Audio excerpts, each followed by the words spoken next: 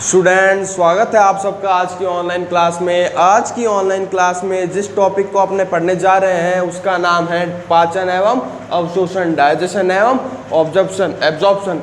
लेकिन digestion and absorption, पाचन एवं अवशोषण पढ़ने से पहले हमें यह पता होना चाहिए कि हम पाचन और अवशोषण करेंगे किसका।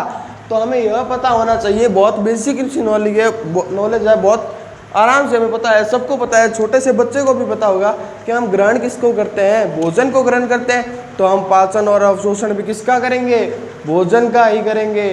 तो भोजन के अवशोषण करने से और पाचन करने से पहले हमें भोजन के बारे में कुछ आधारभूत बातें, कुछ बेसिक बातें हैं जो हमें पता होनी चाहिए। तो ध्यान से देखो बच्चों,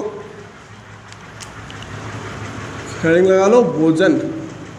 ये क्या है, कुछ बेसिक बातें हैं जो हमें चैप्टर पढ़ने से पहले क्या है पता होनी चाहिए।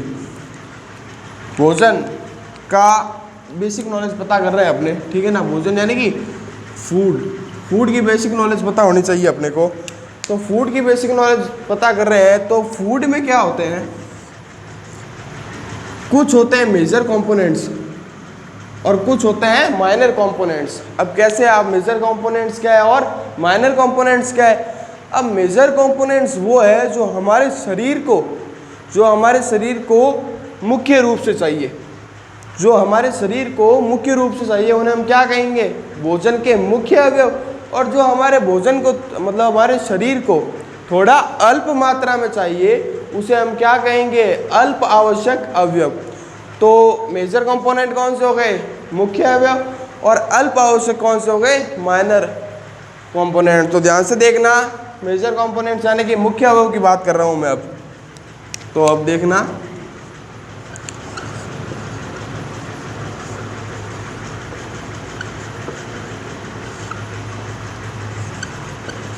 मेजर कंपोनेंट्स,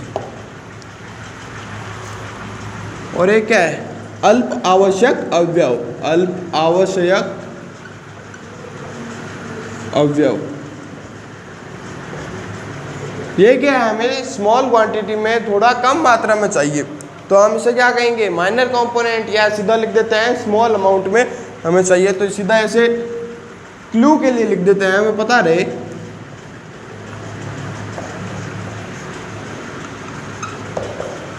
ठीक है ना।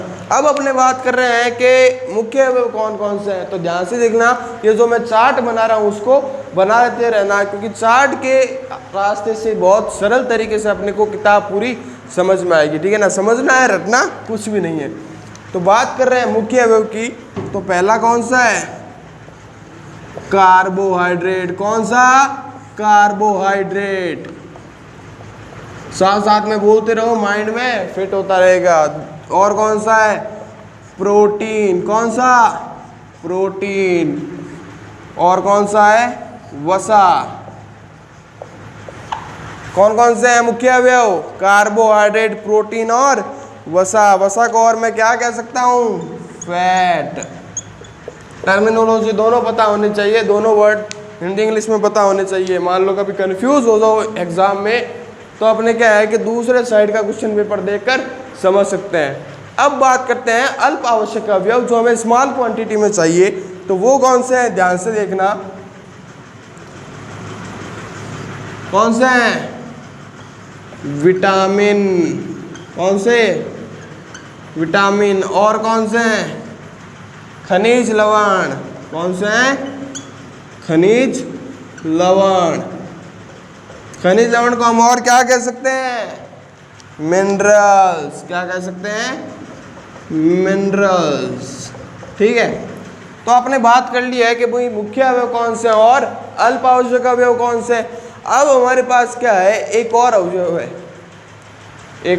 है, वो क्या है, इन दोनों में नहीं है, वो इनसे भी मुख्य अवयव है। कौन सा है, ध्यान से देखना, जल।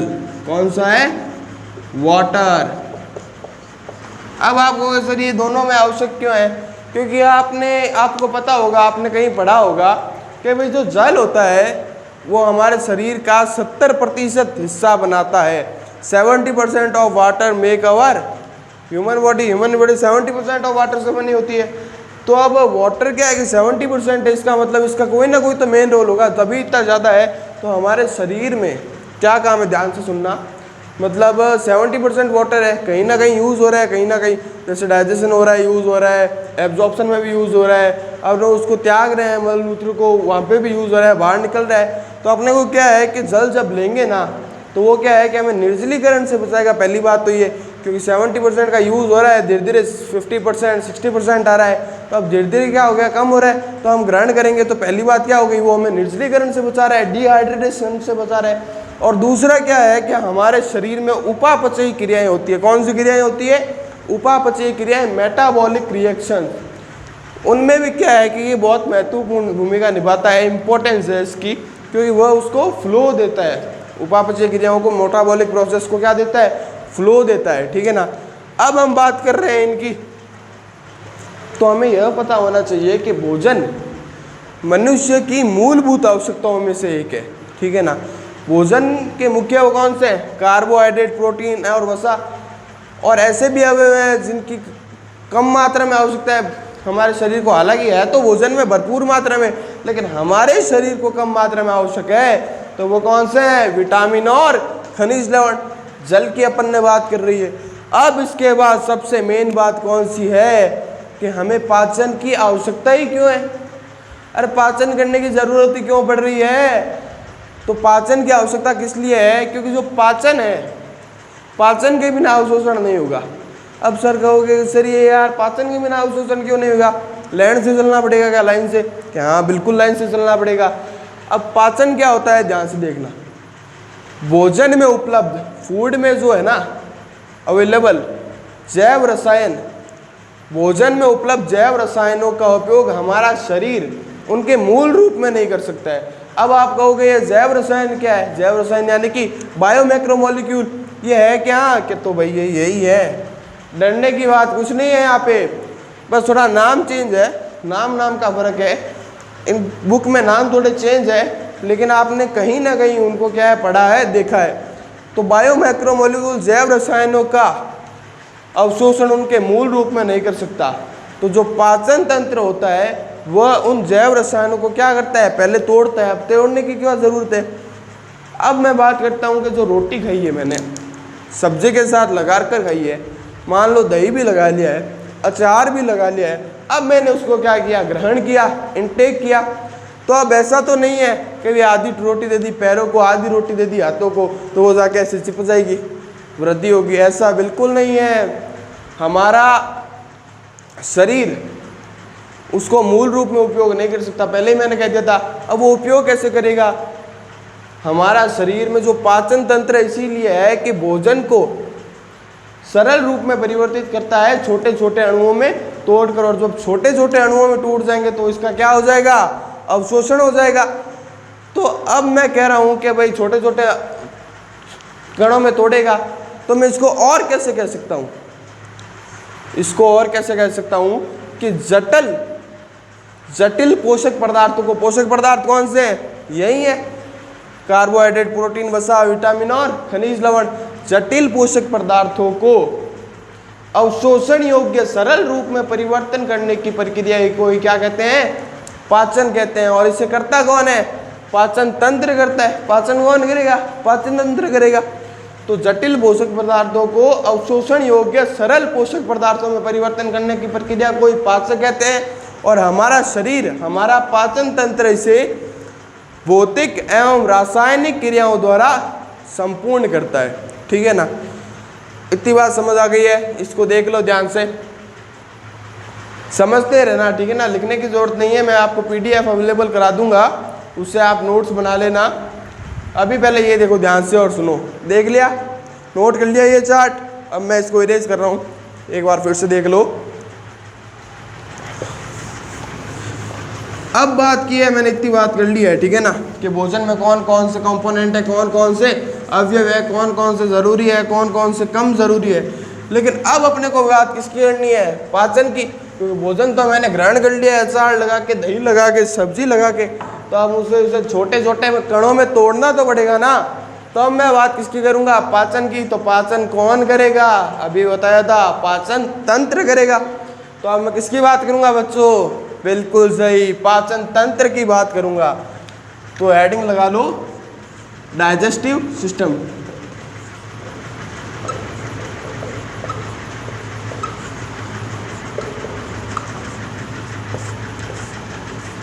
हेडिंग लगा लिया, डाइजेस्टिव सिस्टम यानी कि पाचन तंत्र। अब मैं बात कर रहा हूं पाचन तंत्र की। तो पाचन तंत्र किस किस से मिलकर बना है ये बताना बहुत जरूरी है। पाचन तंत्र मिलकर किससे बना है? एलिमेंट्री कैनाल, आहार नाल, किससे मिलकर? आहार नाल से। और किससे मिलकर बना है? पाचन ग्रंथियों से। किससे? पाचन ग्रंथियों से मिलकर बना है। तो आप ये कहोगे सर ये आहार नाल क्या है? आहार नाल क्या है अभी बताता हूँ, ध्यान से देखना। इसको इंग्लिश में एलिमेंट्री कैनाल भी कहते हैं। थोड़ी क्या है कि इंग्लिश टर्मिनोलॉजी भी पता होनी चाहिए। पाचन ग्रंथियां, पाचन यानी कि डाइजेशन, ग्रंथियां यानी कि ग्लैंड। तो क्या हो गई? Digestive gland.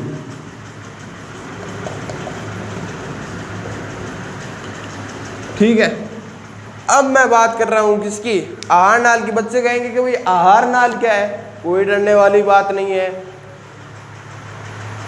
जो आपने कभी चित्र देखा होगा, डायाग्राम देखा होगा, उसमें आपने देखा होगा कि ये जो ट्यूब बनी हुई है, हमारी जो नली बनी हुई है अंदर, वो ट्यूब जहाँ से शुरू हो रही है, नली जहाँ से शुरू हो रही है और जहाँ पर ख़त्म हो रही है, वही क्या है? आहार नाल है। क्या है? एलिमेंट्री कैनाल है।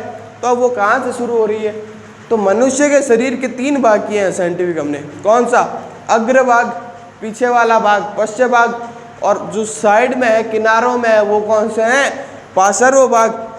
तो आहार नाल मानव शरीर के अग्र भाग से, मुख से शुरू होकर पश्च भाग में गुदा द्वार तक फैला हुआ है, यानी गुदा द्वार द्वारा बाहर निकल रहा है।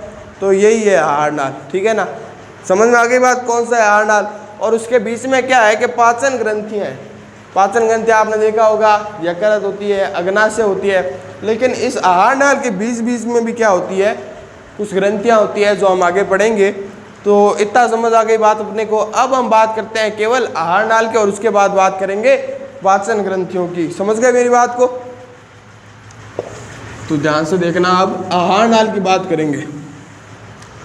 आहार नाल की बात करेंगे ना, तो आहार नाल की बात करने से पहले अपने ये देखेंगे कि ये कहाँ से शुरू हो रहा है और कहाँ खत्म हो रहा है, और बीच बीच में क्या आ रहा है।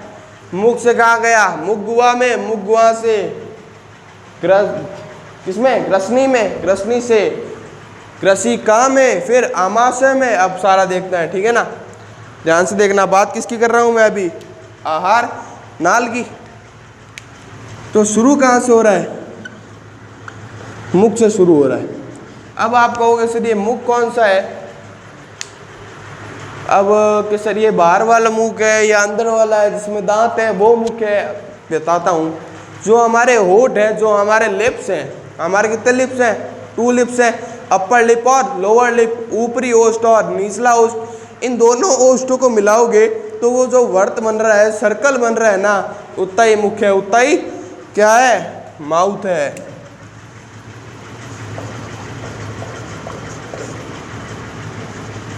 ठीक है, अब कह रहे हैं कि भाई मुख किसमें घुल रहा है? मुख गुहा में। समझ गए? मुख कितना है? जो ये गोला बन रहा है दोनों होठों को मिलाकर, इतना ही माउथ है। अब मैं बात कर रहा हूँ कि भाई माउथ कहाँ खुल रहा है, फिर जो वहाँ जिसके अंदर खुल रहा है वो कहाँ खुल रहा है, वो सारी बातें मैं करूँगा। तो मुख है, मुख हमें पता है किसमें खुल रहा है? मुख गुहा में। जो ये देखो मैं फुला रहा हूँ ना, ये पूरी क्या है? मुख गुहा है। समझ गए? कौन सा भाग मुख गुहा है? तो मुख गुहा में क्या है? कई दांत है और पेश जीवा है, वो हम बाद में बात करेंगे। पहले मैं क्या करूँगा? ये पूरा चार्ट पूरा करूँगा। तो मुख कहाँ खुल रहा है?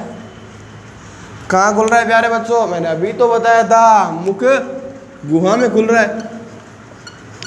कहाँ खुल रहा है? मुख गुहा में। अब मुख गुहा से कहाँ जा रहा है? मुख गुहा से जा रहा है ग्रसनी में। कहाँ जा रहा है प्यारे बच्चों?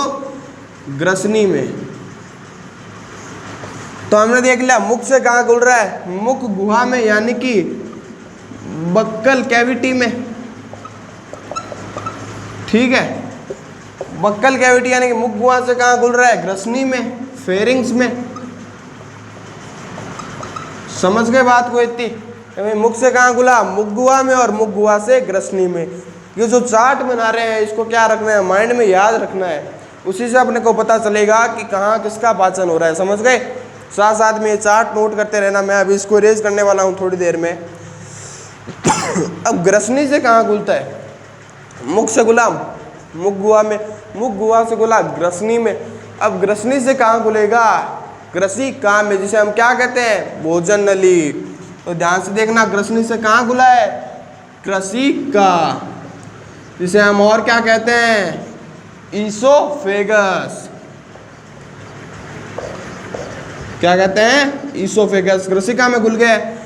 अब ग्रसिका से कहाँ खुलेगा? सॉरी, यहाँ पे थोड़ी स्पेलिंग मिस्टेक हो गई है।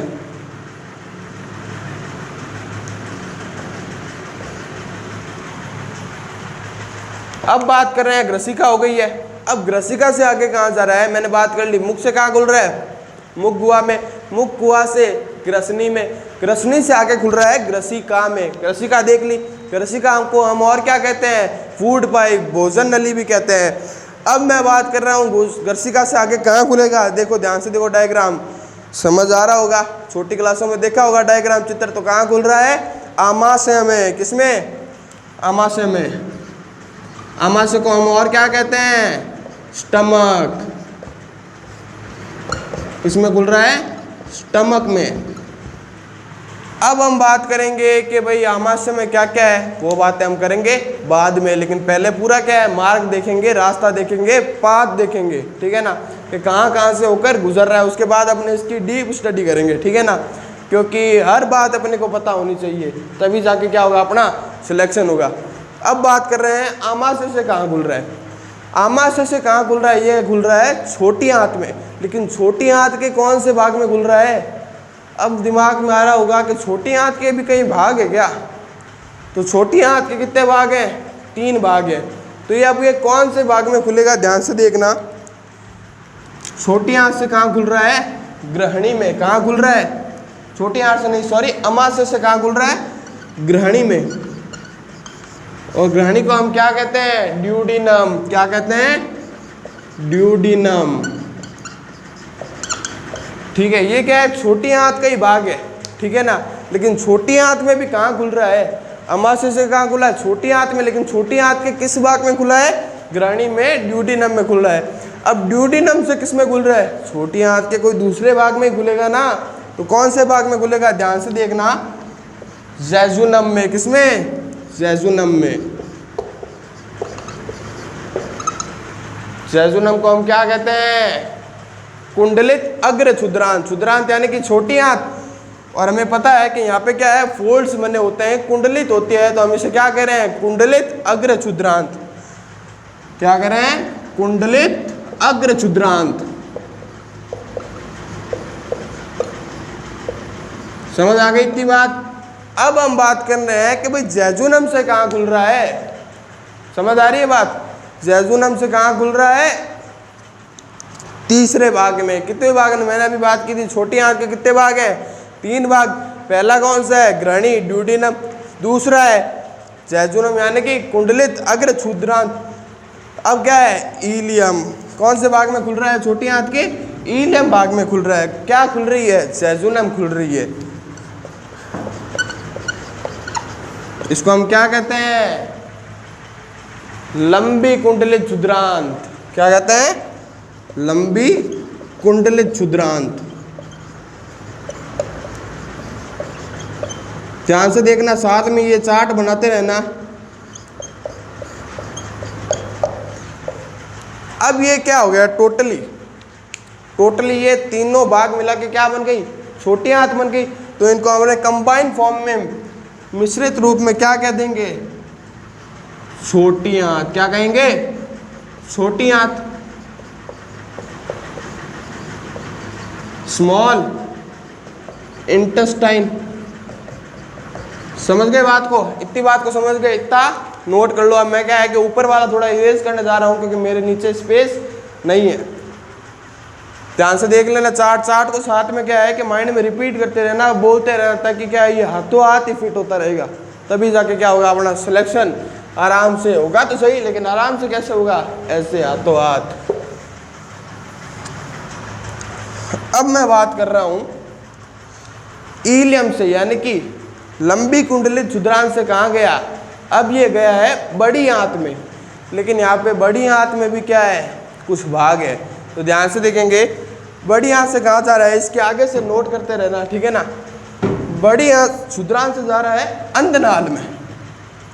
कहाँ जा रहा है, अंधनाल में, जो कि बड़ी आंत का एक भाग है। मैंने अभी कहा था कि जो बड़ी आंत है उसके भी क्या है, कहीं भाग है। और बड़ी आंत का कौन से भाग में ये खुल रही है, लंबी कुंडली क्षुद्रांत ईलियम है, बड़ी आंत के अंधनाल में खुल रही है। इसको हम क्या कहते हैं, सीकम।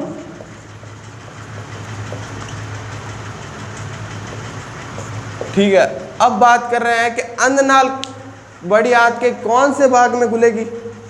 तो पहली बात कर ली कि लंबी कुंडली क्षुद्रांत किस में खुल रही है, बड़ी आंत की अंधनाल में खुल रही है। अब अंधनाल भी बड़ी आंत के कोई दूसरे भाग में खुलेगी, उसको हम क्या कहते हैं, कोलोन। कोलोन मतलब अंधनाल हो गया। अब हम इसे कहेंगे बृहदांत्र। क्या कहेंगे, बृहदांत्र। अब इस कोलोन के भी कुछ भाग है जो हम पढ़ेंगे, लेकिन क्या है पहले ये पाथ देख लेते हैं। अंधनाल से कहाँ खुल गया, कोलोन में, बृहदांत्र में। अब किस में खुलेगा, मलाशय में। किसमें, इसे हम क्या कहते हैं, रेक्टम। क्या कहते हैं, रेक्टम। और मलाशय कहाँ खुलेगा, मल द्वार में, इसे हम क्या कहते हैं, एनस। किसमें खुल रहा है मलाशय, मल द्वार में, जिसे हम क्या कह रहे हैं, एनस। इस प्रकार हमने यहाँ पढ़ा है कि ये छोटी आंत के 3 भाग है, उसी प्रकार हमें यह पता चला है कि ये भी बड़ी आंत के क्या है, 3 भाग हैं। समझ गए मेरी बात को। मेरे यहाँ पे क्या है, थोड़ा स्पेस नहीं है, जगह नहीं है, इसलिए क्या है मैं इसको एडजस्ट कर रहा हूँ। आप अपने नोटबुक में एकदम साफ सुथरा बनाना, नीट एंड क्लीन बनाना। जितने क्लीन नोट होगे ना, उतना ही क्लीन अपना क्लियर कितना होगा, सिलेक्शन होगा अपना। तो अपने को पता चल गया कि अंधनाल, बृहदांत और मलाशय किसके भाग हैं, बड़ी आंत के भाग हैं। और अपने को क्या है कि सारा पथ पता चल गया है। क्या पता चल गया है, पथ पता चल गया है। इतना नोट कर लो। अब मैं क्या है कि थोड़ा कोलोन यानी कि बृहदांत्र के क्या है भाग बताने जा रहा हूँ। और ये मैं कब बताऊँगा, अगली क्लास में। आज की क्लास में बस इतना ही। आज की क्लास में आप पूरा क्या है, जो मार्ग है, जो पाथ है, वो क्लियर कर लो आप। और इसमें कोई भी दिक्कत हो तो कमेंट सेक्शन में मैं लिखना, मैं आपको बिल्कुल बताऊंगा। कि जो चार्ट अपने बनाया है ना, उसके रास्ते से बहुत बेसिक क्लियर होगा। तो आप ये चार्ट देखिए, मैं आपको PDF अवेलेबल करा दूंगा। तब तक के लिए